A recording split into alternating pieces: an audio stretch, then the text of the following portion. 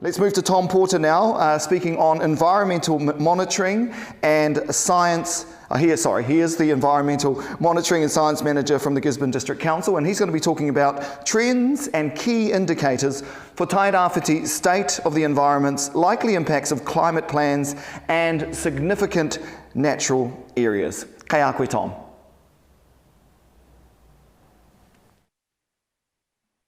Tēnā koutou, tēnā koutou, tēnā koutou katoa, ko Tom Porter, toka Whenua, and I work at Gisborne District Council, and I manage a team that goes out and does a lot of monitoring of our environment. And I'm here today to share the picture of our state of the environment, and particularly how it relates to our Whenua and things that come from the land into our receiving environment. Thank you for the opportunity to talk today. Firstly, I'd just like to say that obviously in the 10 minutes or so I have here, I'm going to run through a few of the key parts of the environment that I think are important, but you'll all have your different aspects to focus on. So I just wanted to give you a heads up of all the different types of reports that are out there. So if you go to the Gisborne District Council website, you'll be able to find our State of the Environment report we carried out last year. It's quite a comprehensive report from mountains to the sea. We also have a website where we try to upload our most recent water quality, water quantity data. So I've got a link at the last slide, which will lead you to our council web pages. So please feel free to look at that and look at those at your leisure. And then there's also the sort of national picture. So we have the LIDAR website, which captures all that kind of environmental monitoring data for every regional council. There's also a range of reports that come out of central government, and one that's particularly relevant to our Whenua is our Land 2021, which came out earlier this year. So have a look for those. And while my team goes out and does a lot of the monitoring data, I'd just like to say that incorporated into my presentation will also be information that we've obtained through the Integrated Catchment Management team managed by Kerry Hudson, who's also speaking today, and some of you will know, and also people like our resource consents team. Throughout council, we're getting very good at sharing data within ourselves to make sure we've all got the best picture for Tairāwhiti's environment. Now, fundamental to our region, to me, is the region's environment, is the geology. Now, don't worry about the detail on the map. This map is freely available through GNS. So again, if you put into Google GNS and Tairāwhiti map, you'll be able to download a copy of this, as I have done. I'm no geologist, but I will say that my understanding from the region is that it shows that sort of we have this softer sedimenty kind of rock, which is very easily eroded whenever there's any rainfall or water flow. It picks up this sediment and takes it into the receiving environment, which is shown on our right. Sort of in certain areas, you'll have rivers that are more gravelly, particularly in pockets to the north of the region, while down in the sort of central areas, on obviously the very fertile Poverty Bay Flats and the Waipoua, which, as you can see, has high levels of sediment, and it's an area that sometimes deposits sediment, and that's the same in our estuaries. You'll see these, as they slow down, things like sediment to the land will be coming out of the rivers and depositing on the riverbed, and then also out in the sea and on our seabed. Nationally, trying to protect land which is vulnerable to erosion is a big concern, and particularly in Tairāwhiti. I believe somewhere around 10% of our region is viewed as vulnerable to erosion. And so this map shows these land use capability classifications. And please don't worry about the detail on this map. This is all on our State of the Environment reports if you'd like to look further. But basically the colours that aren't green show areas that have been identified to potentially have higher risk from erosion due to their slope type, the geology type, the level of vegetation or lack of vegetation on that land. So therefore, when rain lands on these areas, they're more likely to erode, cause gullies, and take that sediment and whatever's on that land into our rivers and out to our seas. Now, Gisborne District Council, to try and protect some of our land through the Tairāwhiti Resource Management Plan, put in an overlay 3A for land, and this is represented in this map. The colours in sort of yellowy orange colour are areas that our staff recognised as being potentially at risk of causing erosion based on that previous map and their knowledge. So these areas are required to, under the Tairāwhiti Resource Management Plan, have work plans in place to protect them and to try and prevent erosion happening and reduce those risks. Now, this is something that's been going on for a few years now, and I know there's been funding through MPI, etc., to fund for planting and fencing. And this table on the right just shows that since 2013 up until 2018, a great increase in land that had been identified as being at risk and something happening to manage that. And it will be said that for those lands that are judged to need the Overland 3A but don't have a work plan, they have the landowners have to get a consent to do any work in that area. Now, another function of GDC is, as a unitary council, is its regulatory role and providing resource consents.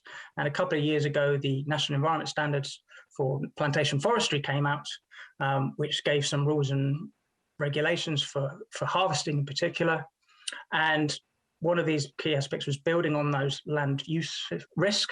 So the areas that are viewed as higher erosion risk, you have to make sure you come and get a consent, while areas that are lower risk can be harvested as a permitted activity. However, you still need to ensure that council are told of this, informed that this land is being cleared.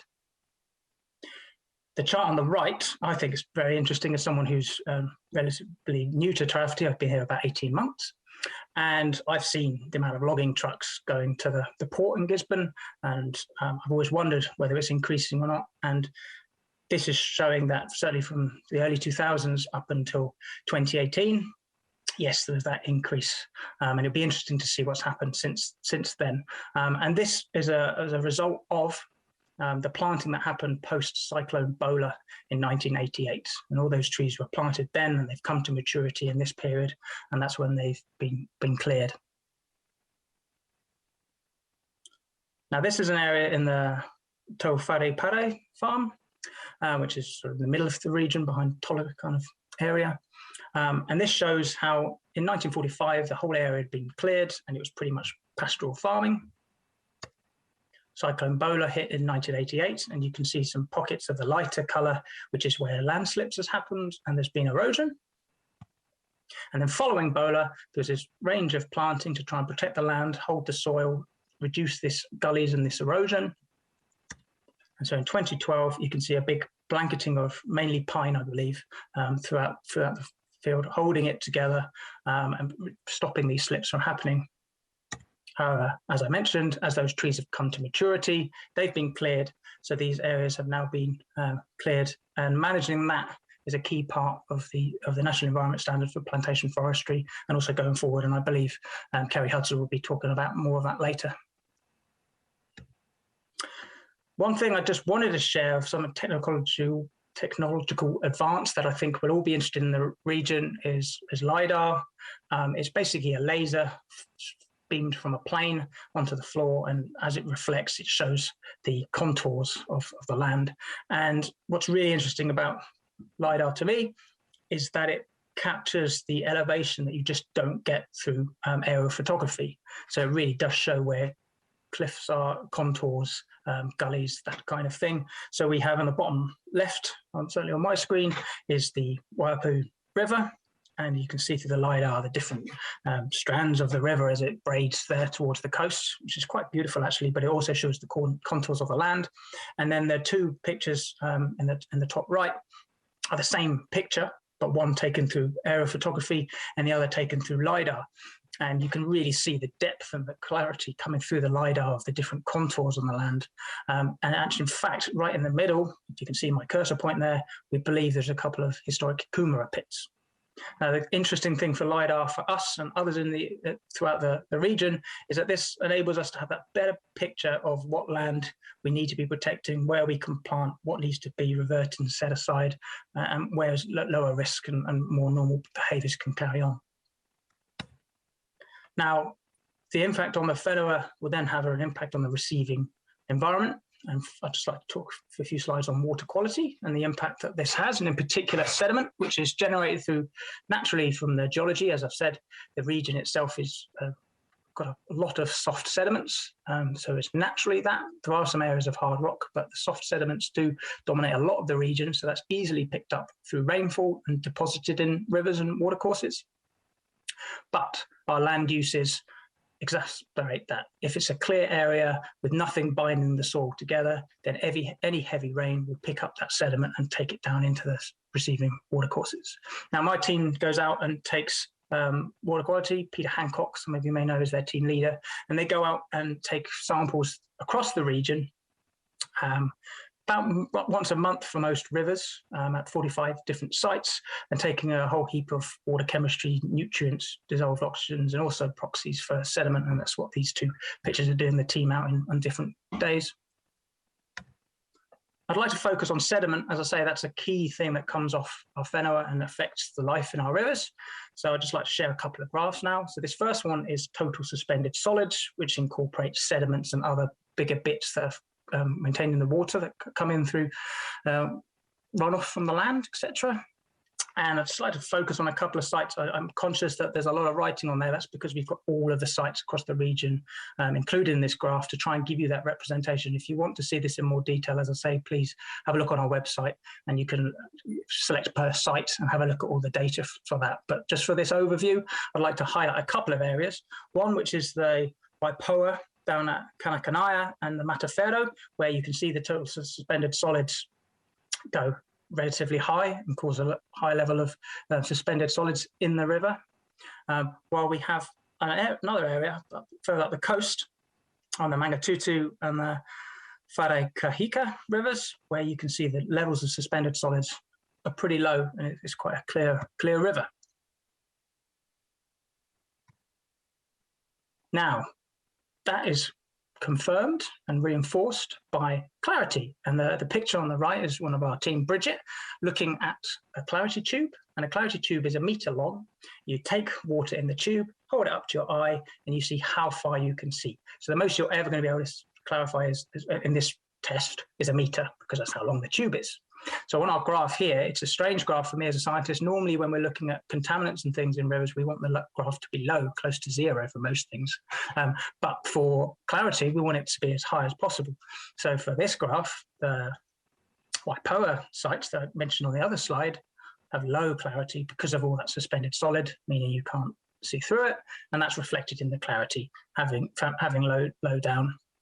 While on the other sites, the Wharekahika and the Mangatutu, you can see it's getting up to the maximum of 1 meter for this test. So showing it's got really good clarity in our perspective. And the reasons these are important, well, sediment in rivers, well, as it settles out, it will cover the habitats that bugs and fish live in. Fish will lay their eggs in gravels, for example, and then if you get sediment, it will cover them and they'll die, so they won't grow, and fish numbers will decrease. There's a chance that it'll increase in the temperature of rivers. Sediment's more likely to absorb heat, so that increase it, and also make the rivers shallower. And that shallowness, generally, less water in there with the sun on it, it can warm up. It can reduce the levels of oxygen in the rivers. Also, phosphorus is often associated with sediment. So when you have high levels of sediment, you have high levels of phosphorus and the effects that nutrients can have on the river there. It also just, as you've seen with that clarity, if you can't get through it, if you can't see through it, light can't get through it. And therefore plants at the bottom of the rivers won't get that light, so they'll stop photosynthesizing. And also fish behavior. Fish might not be able to see as much or get confused, so won't be able to feed as much and breed as much. Now, to reflect this, we look at the ecological health of our rivers. And for our ecological health of our rivers, we every year go and look at the bugs, the macroinverts that live in our rivers, these sites that are marked on the map with dots. And every year, someone in the team will go and collect what bugs they have. And depending on what bugs are there, you get a score. There's this national scale called the MCI. And the higher the score of the MCI, the higher the ecological diversity, the ecological richness. And so we're looking for higher scores across the region, and on the map, we're looking for the blues and green dots. And again, this is in our State of Environment report if anyone wants to have a look at this. And as you can see from the map, there's higher quality of scores, higher quality of water up in the upper reaches and away from the land, while down in the fertile areas of the Poverty Bay Flats and some of the coast, it's much more poor, and the colours showing that. This chart on the right-hand side, the box plot, demonstrates the effect of different land uses on the scores of the macroinverts and the bugs. So the first one I've ringed is cropland, and that's, as you can see, a relatively low score. Then you go up to exotic forestry. There's a much higher score, showing much better ecological richness. And then indigenous forestry, even higher. And that's the best of our graph, is that in those indigenous forests, we're finding the highest quality and quantity of bugs. In our interest, there's a few sites we carry on in the urban environment. And as you can see there around the cropland, they're much lower, showing a lot less health.